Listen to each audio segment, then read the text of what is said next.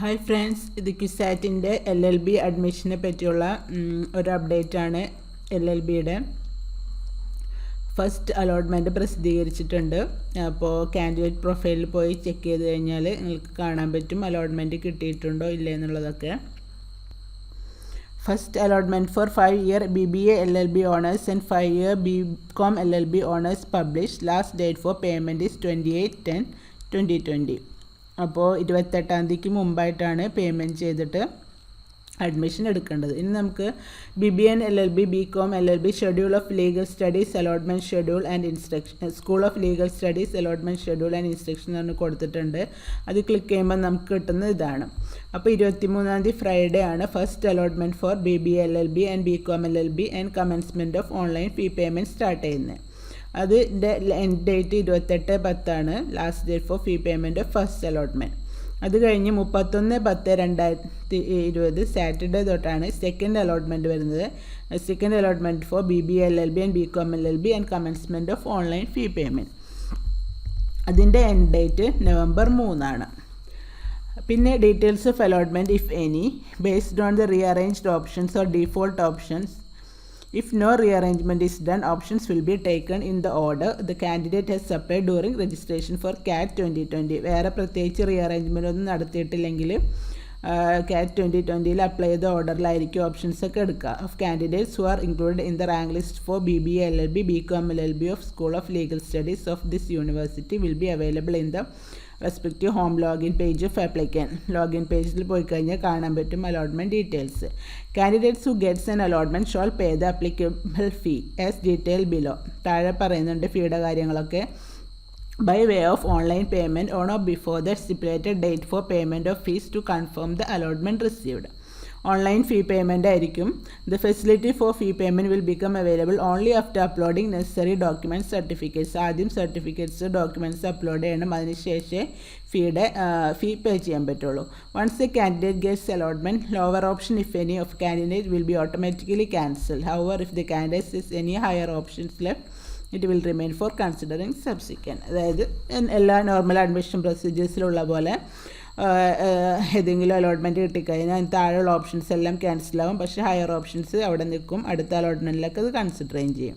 The allotment received will be cancelled if the candidate does not make the fee payment within the stipulated period. പറഞ്ഞ സമയത്തിനുള്ളിൽ allotment എടുത്തില്ലെങ്കിൽ allotment കിട്ടിയത് cancel ചെയ്യും. If a candidate who has already confirmed an allotment received in BTech bar, BVoc bar, MSc or 5-year integrated in MSc in Photonics or integrated MSc in Science receives an allotment in BBA LLB or BCom LLB and confirms it, his or her allotment provisional admission in above and undergraduate courses will be cancelled. അതായത് ഇപ്പോൾ ഇതിലേതെങ്കിലും പറയുന്ന കോഴ്സുകളിൽ already admission എടുത്തവർ BCom LLBയിലോ BBA LLBയിലോ admission എടുക്കുകയാണെങ്കിൽ അവരുടെ ഈ മുമ്പ് എടുത്ത അലോട്ട്മെൻ്റ് എല്ലാം ക്യാൻസലായി പോകും. Fee already paid by such candidate will be adjusted towards a fee for BBA LLB or BCom LLB. പക്ഷേ ഓൾറെഡി ഫീ പേ ചെയ്തുള്ളവർക്ക് മാറണമെങ്കിൽ അതിൽ നിന്ന് അഡ്ജസ്റ്റ് ചെയ്തെടുക്കും. സെപ്പറേറ്റ് ഒന്നും പുതിയതായി അടക്കേണ്ടി വരില്ല. During the period of online allotments, candidates need not come to the university. Online allotment സമയത്ത് കാൻഡിഡേറ്റ്സ് യൂണിവേഴ്സിറ്റിയിൽ വരണമെന്നില്ല. Candidates need to pay additional fees such as PTO, department development fund, recognition fee, matriculation fee. അതെല്ലാം directly അത് department പേ ചെയ്യാനാണ്. അത് പിന്നെ ഡിപ്പാർട്ട്മെൻറ്റിൽ നിന്ന് ഇൻഫർമേഷൻ കിട്ടുന്നതിനനുസരിച്ച് ചെയ്താൽ മതി. Also candidates are direct check status of allotment latest അപ്ഡേറ്റിൻ. എപ്പോഴും ക്യുസാറ്റിൻ്റെ admissions.kisat.ac.in പോയി ചെക്ക് ചെയ്തുകൊണ്ടിരിക്കണം. പേഴ്സണൽ ഇൻറ്റിമേഷൻ ഒന്നും ഉണ്ടായിരിക്കില്ല. ഇനി ഫീ for BBA LLB and BCom LLB school of legal studies പറയുന്നുണ്ട്. ജനറൽ കാൻഡിഡേറ്റ്സിന് 28,200 സെമസ്റ്ററിൽ ഫീ വരിക. SC ST OEC കാൻഡിഡേറ്റ്സിന് 1,255 വരുള്ളൂ. NRI കാൻഡിഡേറ്റ്സിനാണെങ്കിൽ 1,02,515 രൂപ വരുന്നുണ്ട്. Admission will be provisional and is subject to physical verification of originals of all certificates documents by school of legal studies. Officials concerned before the commencement of offline classes or before specified day that will be publish later. ഇപ്പോൾ admission allotment provisional ആയിരിക്കും. Certificates എല്ലാം verify ചെയ്തതിന് ശേഷമേ allotment permanent ആവുള്ളൂ. Certificate എന്തൊക്കെയാണ് upload ചെയ്യുന്നത് അടുത്ത് പറയുന്നത്. Upon receiving allotment to BBA LLB and BCom LLB, applicants shall invariably upload good quality scanned copies of originals of following documents. ഒറിജിനൽസിൻ്റെ ഗുഡ് ക്വാളിറ്റി സ്കാൻ കോപ്പി അയക്കണം. ഇതിൻ്റെയൊക്കെ എന്താണ് SLC or 10th സർട്ടിഫിക്കറ്റും അതിൻ്റെ മാർക്ക് ലിസ്റ്റും, പിന്നെ സീനിയർ സെക്കൻഡറി അതായത് 12th സ്റ്റാൻഡേർഡിൻ്റെ സർട്ടിഫിക്കറ്റ്, പിന്നെ mark list of qualifying examination 12th സ്റ്റാൻഡേർഡിൻ്റെ mark list. Candidates who have not received the mark list certificate shall upload a declaration with signature affixed stating that mark list of qualifying examination will be produced later but before the ഈ പറഞ്ഞ കാര്യങ്ങൾ എഴുതിയിട്ടുള്ളൊരു declaration വെക്കണം. പിന്നെ TC from institution last attended വെക്കണം. Contact certificate from the institution last attended വെക്കണം. പിന്നെ other certificate എന്തെങ്കിലും ഉണ്ടെങ്കിൽ എല്ലാം കൂടി upload as a single PDF if you have multiple certificates. ബാക്കിയുള്ള സർട്ടിഫിക്കറ്റ്സ് എല്ലാം കൂടി ഒരു സിംഗിൾ PDF വെക്കണം. ഇനി certificate to be upload for availing communal reservation special reservation ഉണ്ടെങ്കിൽ KSC KST students should upload scan copy of valid and original community certificate issued by tahsildar. അവർ തഹസിൽദാറുടെ നിന്നുള്ള കമ്മ്യൂണിറ്റി സർട്ടിഫിക്കറ്റ് വെക്കണം. പക്ഷേ മറ്റ് SCBC കാൻഡിഡേറ്റ്സ് അതായത് ഏതൊക്കെ വരുന്ന SCBC വിശ്വകർമ്മ KMB ധീവര അവരെല്ലാവരും scanned copy of valid and original community certificate and non criminal certificate issued by village ഓഫീസറാണ് വെക്കേണ്ടത്. ഇവർക്ക് വില്ലേജ് ഓഫീസറായി സബ്മിറ്റ് ചെയ്താൽ മതി. If the community categories clearly specified in the non ക്രിമിനലി ക്ലിയർ ആയിട്ട് സ്പെസിഫൈ ചെയ്യുന്നുണ്ടെങ്കിൽ സെപ്പറേറ്റ് കമ്മ്യൂണിറ്റി സർട്ടിഫിക്കറ്റ് ഒന്നും വേണ്ട. നോൺ ക്രിമിനൽ സർട്ടിഫിക്കറ്റിൽ കമ്മ്യൂണിറ്റി സ്പെസിഫൈ ചെയ്യുന്നുണ്ടെങ്കിൽ separate non criminal separate community certificate വേണ്ട.